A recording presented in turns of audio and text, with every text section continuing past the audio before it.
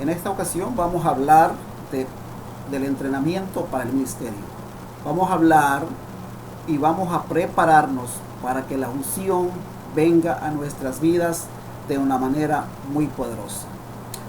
Ahora bien, sé que a usted y a ustedes Dios le usó en varias ocasiones, en la predicación, en palabra, en consejería, y estoy convencido de que Dios nos usa de manera poderosa cuando estamos dispuestos a servir.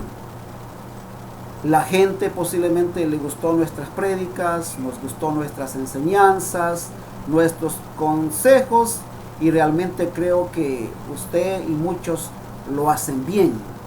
Al terminar el culto, la gente nos felicita, nos pregunta, nos invita a comer, etcétera, etcétera, etcétera. Pero aquí vamos a hablar de entrar en un terreno más profundo de lo que ya estamos. No vamos a hablar de entrar a un terreno que todo el mundo está, sino de entrar a un terreno profundo del que ya hemos vivido. ¿Por qué? Porque es el tiempo de predicar el Evangelio más que antes. Pero no solamente de predicar el Evangelio, sino que haya la manifestación de poder a través de nuestras vidas.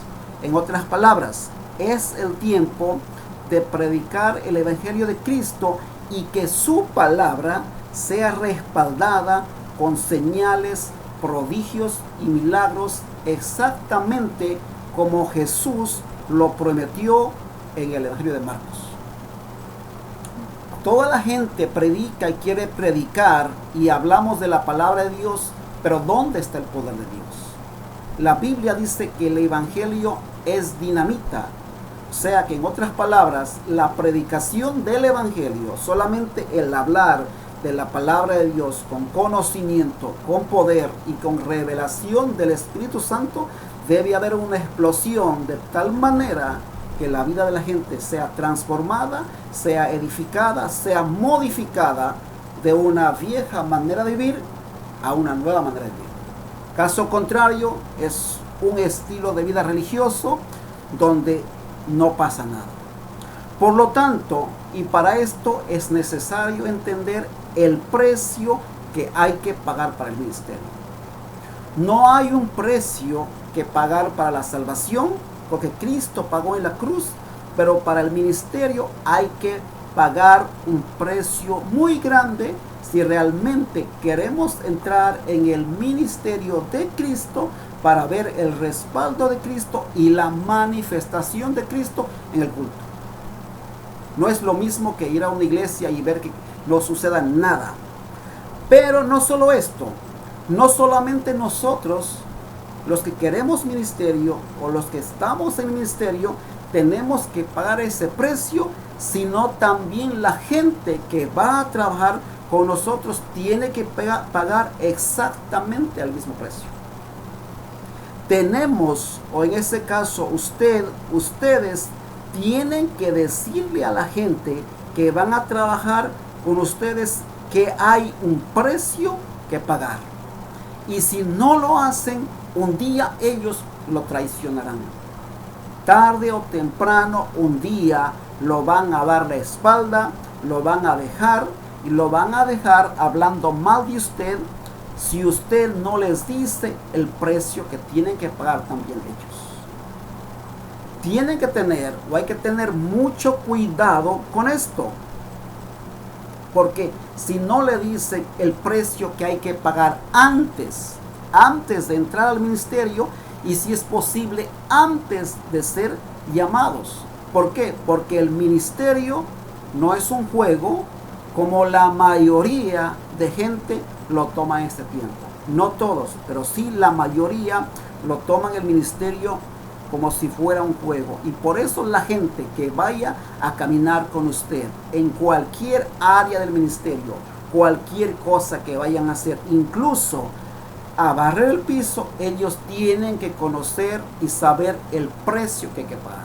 Si ellos no quieren pagar el precio, ellos no están dispuestos a servir, ellos no quieren ministerio, solamente quieren ser vistos, y un día van a hablar mal de usted y le dan las espaldas. No importa la persona, quien sea que vaya a trabajar con usted o conmigo en el ministerio, tienen que pagar el precio. Aquí no hay familia, aquí no hay nadie, aquí hay gente, siervos comprometidos en la obra de Dios. Y el precio tienen que pagarlos, tanto los que sirven como el predicador. Caso contrario, es mejor estar solo. Muchos han criticado y han dicho, bueno, Jesús tuvo 12, ¿y usted por qué no los tiene? Sencillo, presénteme a uno con Marcos, Lucas, Juan y Mateo y no hay problema. De gente que quiera pagar el precio del ministerio. ¿Por qué? Porque cuando entras al ministerio no hay vuelta atrás. Una vez que le dijimos sí al Señor, una vez que dijimos, Señor, estoy listo para servirte, no hay vuelta atrás. Jesús habló acerca de esto muy fuerte en Lucas 9:62, y Jesús dijo lo siguiente, hablando del ministerio: ninguno que poniendo la mano en el arado y mira atrás es apto para el reino de los cielos. Imagínense lo que significa ser descalificados por Dios. Otra versión dice, ninguno es digno de mí. Yo creo que esa es la palabra más fuerte o más terrible el día que tengamos que verle al Señor la cara y Él diga, no eres digno de mí. ¿Por qué? Porque esto no es un juego. Dios no trata de la misma manera a un creyente laico como a alguien que lo llamó para el ministerio. El trato es diferente, el trato es más serio y más fuerte, y la mayoría de nosotros no estamos dispuestos o no queremos pagar el precio para que entrar ahí. Dios no se mueve por mis deseos, mis emociones. Él se mueve cuando ve en mí la seguridad que estoy dispuesto a pasar cualquier desierto hasta el día que Él me use. Entonces la gente tiene que conocer y tiene que saber exactamente el mismo precio que usted va a pagar, sin importar lo que vayan a hacer. Caso contrario, no pierda tiempo invitándolos o diciéndoles que si quieren ser parte del ministerio, no. Porque esa misma gente que usted los llamó se van a convertir un día como el Sanedrín y ser culpables y acusar a Jesús. Y también la acusarán también a usted lo mismo. A muchos les dirá Jesús, nunca los conocí. Y no habrá más difícil o más dura aquella hora que cuando lo veamos la cara al maestro y él diga, nunca los conocí. ¿Por qué? Porque rompieron la confianza con él. Si romper la confianza en el mundo, en la sociedad, en el trabajo, en la empresa, es posible que a muchos le cueste el puesto, ¿cuánto más creen que nos va a costar si un día rompimos la confianza con él? Y él dirá, nunca los conocí, apártense de mí, hacedores de maldad. Porque rompimos la confianza. No empieces el ministerio pensando que todo es gloria, porque no lo es. Olvídate. El diablo se te presentará para destruirte. No estoy diciendo que el diablo se va a presentar para tentarlo, para hacerlo la guerra, para desanimarlo. No, el diablo se presentará para destruirte cuando tú quieres entrar al ministerio. Ya no es la lucha con el hermano, la hermana, el vecino, es la lucha directamente con el enemigo, y él no está jugando y viene para destruir. Si piensas que es un juego, más vale que despiertes y sepas realmente lo que estás pidiendo o lo que quieres, o realmente si sabes o entiendes lo que quieres. Pero tampoco, si no pagas el precio, no verás poder en tu vida. Si no pagas el precio, no podrás ver gloria.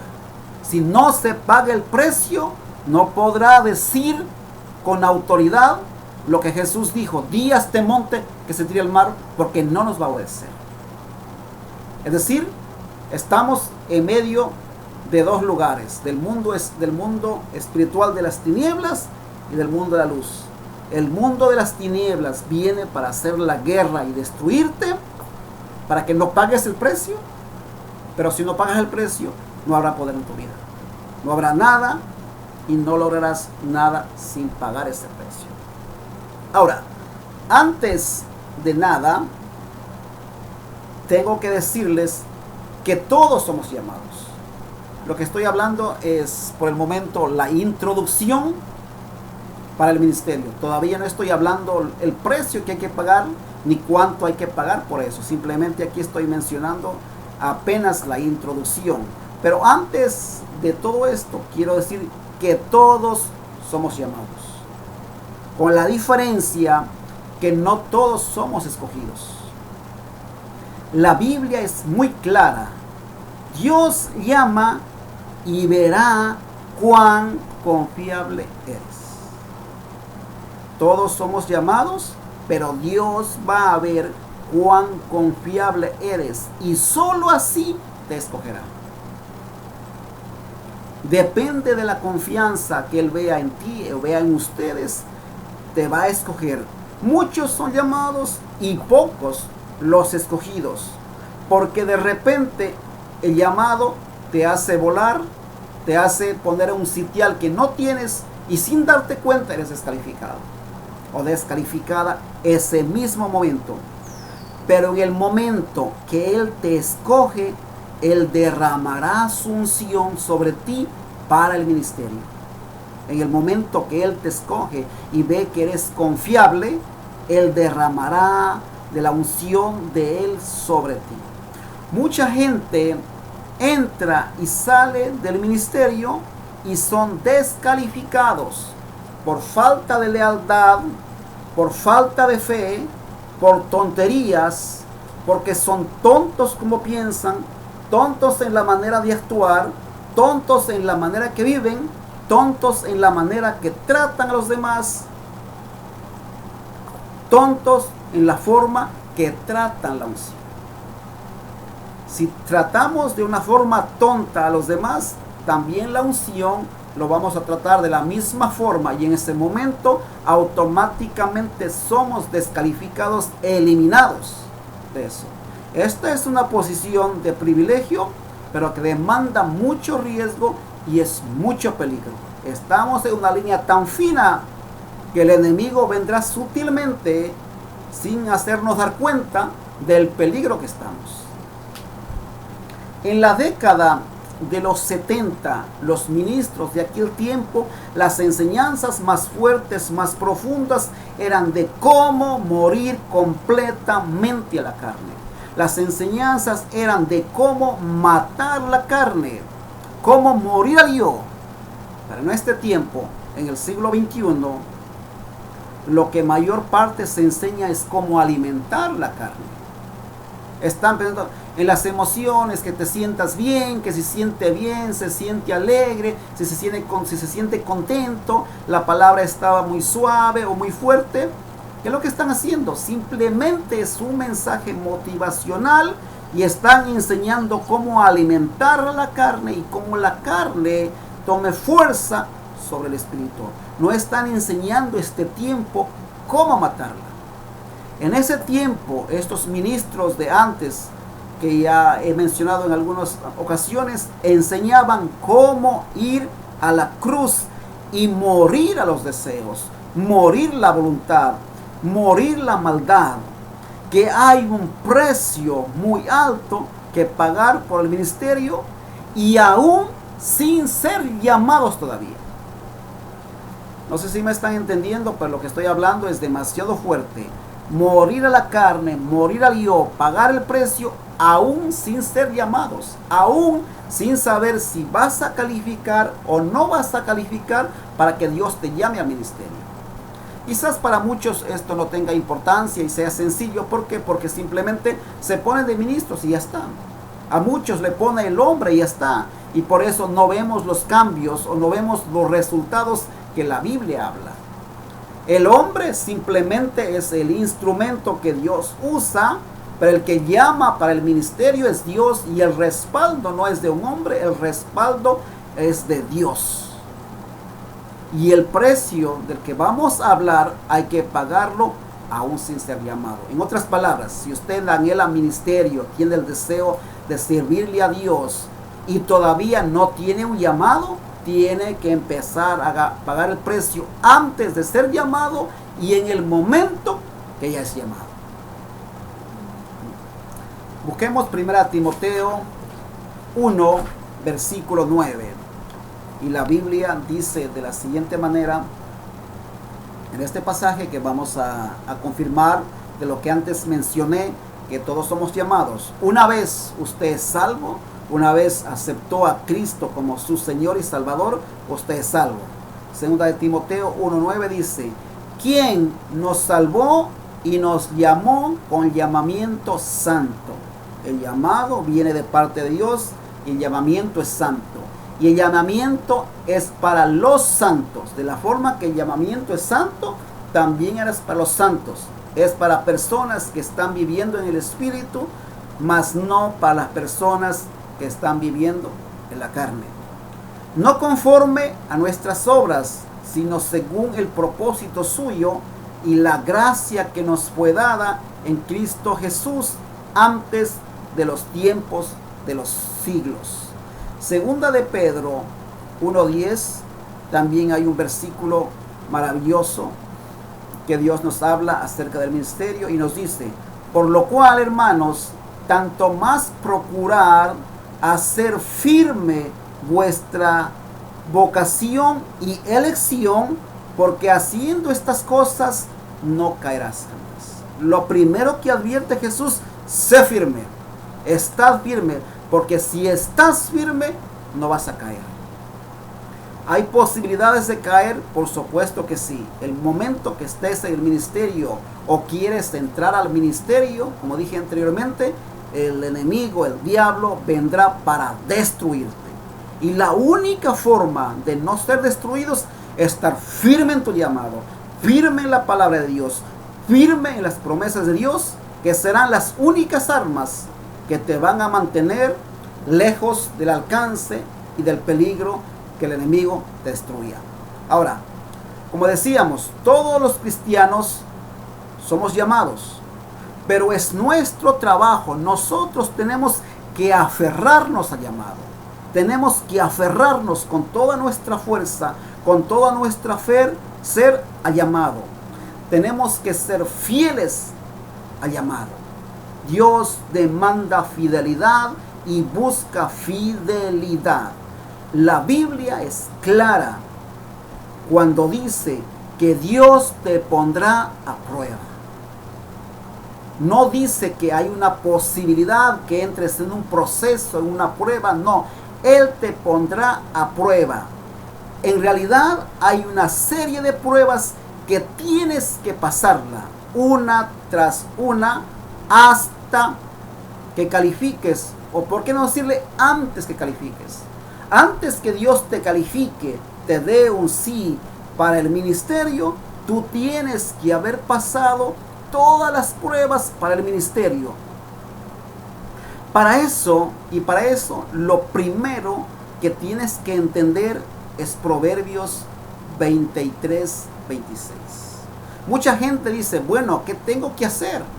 Han hablado de pruebas y tribulaciones tal vez que tengo que pasar. ¿Qué es lo que tengo que hacer? Lo primero que Dios pide que hagamos es Proverbios 23:26, que dice de la siguiente manera: dame, hijo mío, tu corazón y miren tus ojos mis caminos.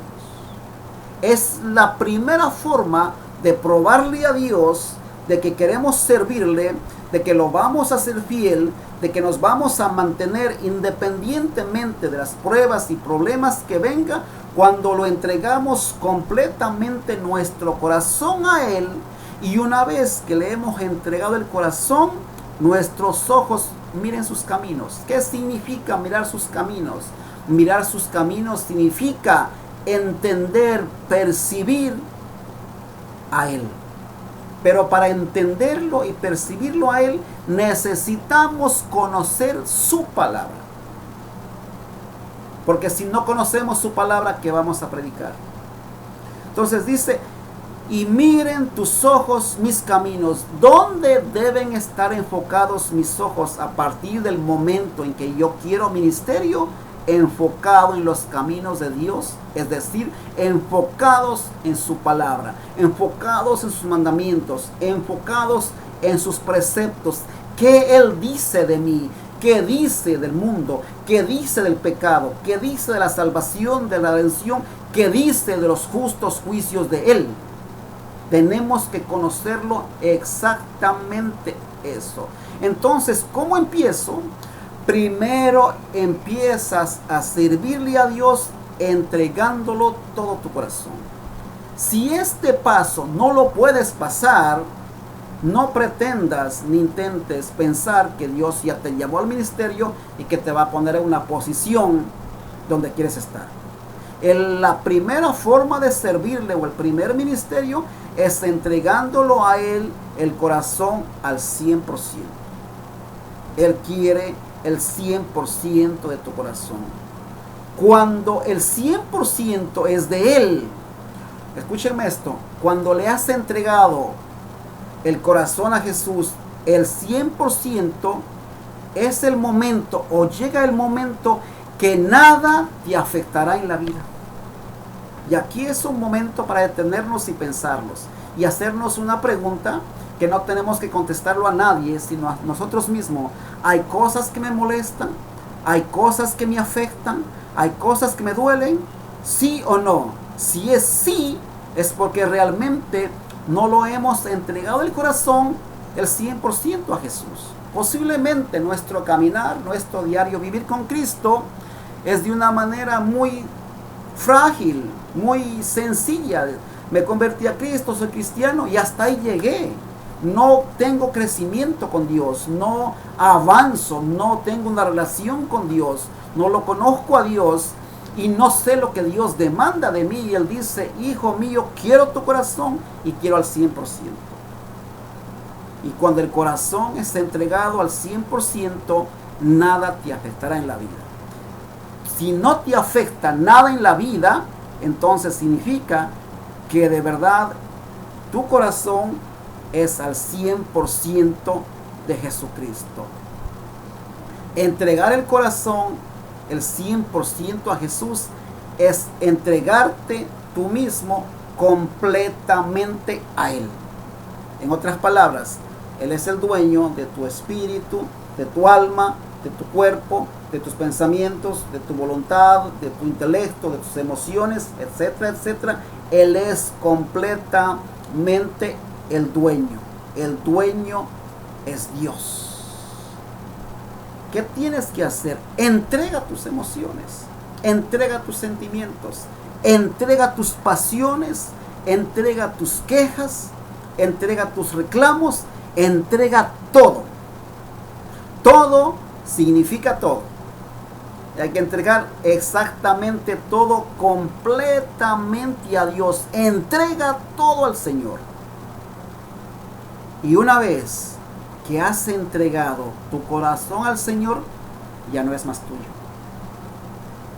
Una vez que dijiste, Señor, te entrego mi corazón y todo lo que hay en él al 100%, el único dueño es Dios. El corazón pasó a ser propiedad de Él y Él es el único que puede gobernar, manejar tus emociones, tus sentimientos, tus deseos. Él, ya no más tú. Si tú en tu corazón hay emociones, sentimientos que son basados en lo que tú crees o piensas, significa también que tu corazón aún no es de Él. Y es el primer paso.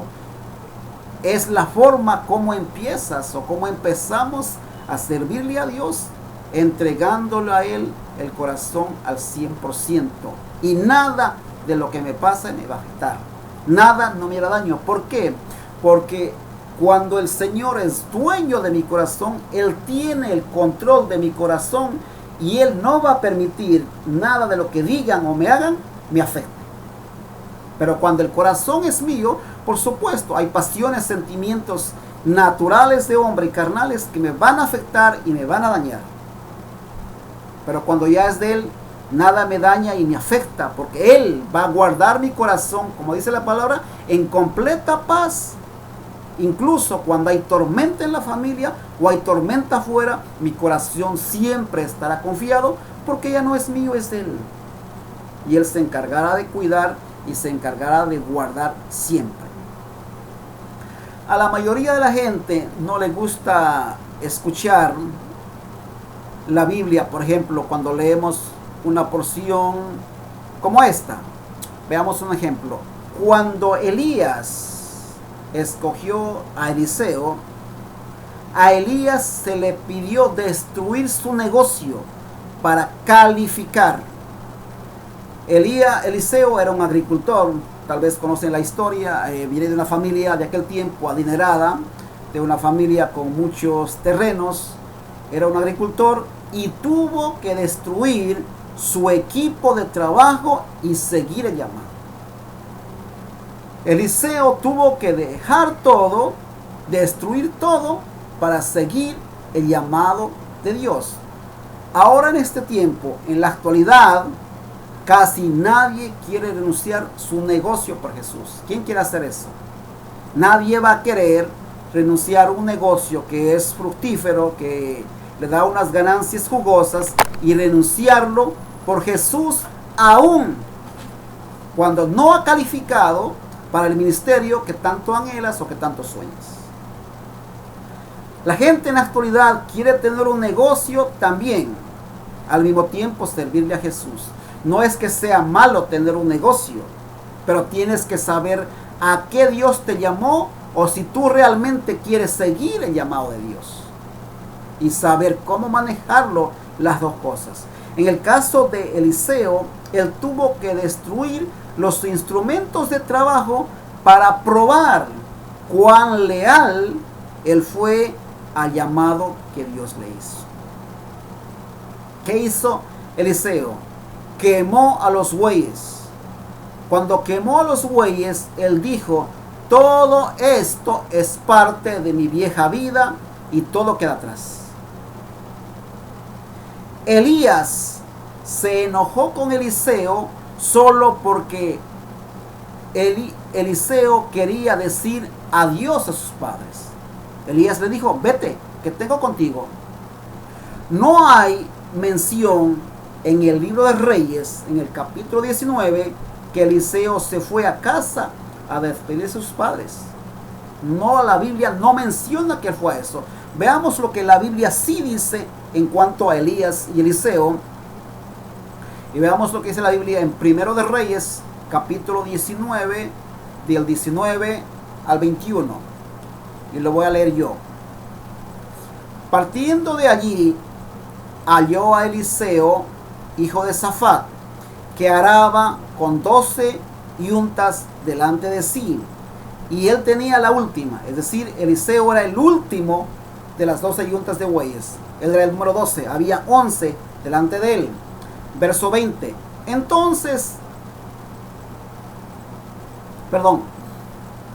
Y él tenía la última, y pasando Elías por delante de él, echó sobre él su mano. Entonces, dejando él a los bueyes, vino corriendo en pos de Elías y dijo: te ruego que me dejes besar a mi padre y a mi madre, y luego te seguiré. Y él le dijo: ve, vuélvete, ¿qué te he hecho yo? Y se volvió y tomó un par de bueyes y los mató, y con el arado de los bueyes coció la carne y le dio al pueblo para que comiesen. Después se levantó y corrió tras de Elías. Damas y caballeros, la unción no espera. La unción no espera tu tiempo. Dios te llama, y si tú no dices el momento, te quedaste. El hombre de Dios, en este caso Elías, él puso la mano, no el manto. No esperen todavía un manto, que para eso falta. El manto de la unción, el manto de protección, el manto de paternidad viene después. Aquí puso la mano y siguió caminando. Él no esperó para que Eliseo piense que mira, soy un hombre muy rico, tengo 12 yuntas de bueyes, porque en ese tiempo tener 12 yuntas de bueyes era como decir: tengo ahora una flota de American Airlines. La gente pobre en aquel tiempo tenía apenas un burro para arar. Si tenía 2 burros, estaba en una posición ya buena. Pero en este caso él tenía 12 yuntas de bueyes, una fortuna.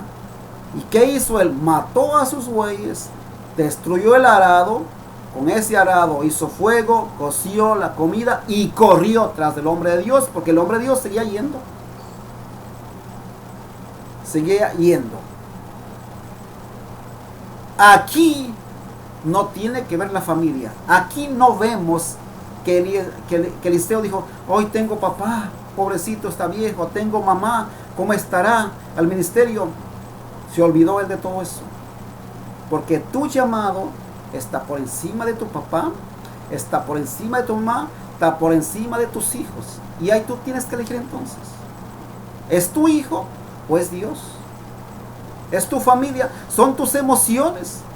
¿Son tus emociones, tus sentimientos naturales, carnales? ¿O es Dios? Veamos lo que pasa cuando la gente pone los sentimientos y la familia antes que el llamado. Porque la gente, muchos piensan que es la familia luego el llamado. Y esta enseñanza dañó muchísimo, hizo tanto daño a muchos ministros y a mucha gente, porque le ponen de una manera emocionalista, sentimental, acomodándolo a cómo yo creo o a cómo yo pienso. Y Dios no dijo eso, y aquí no vemos en la Biblia que haya hecho eso. Él fue y quemó la carne de ellos. Veamos Mateo.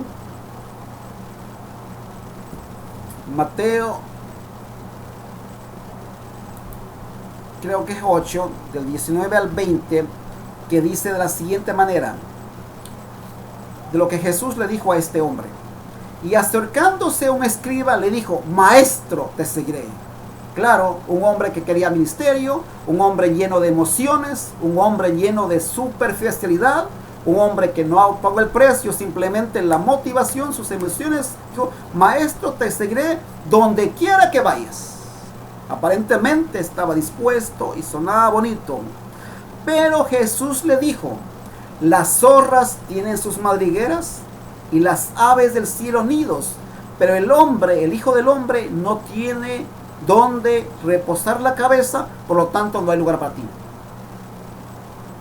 Porque mucha gente es rechazada por deslealtad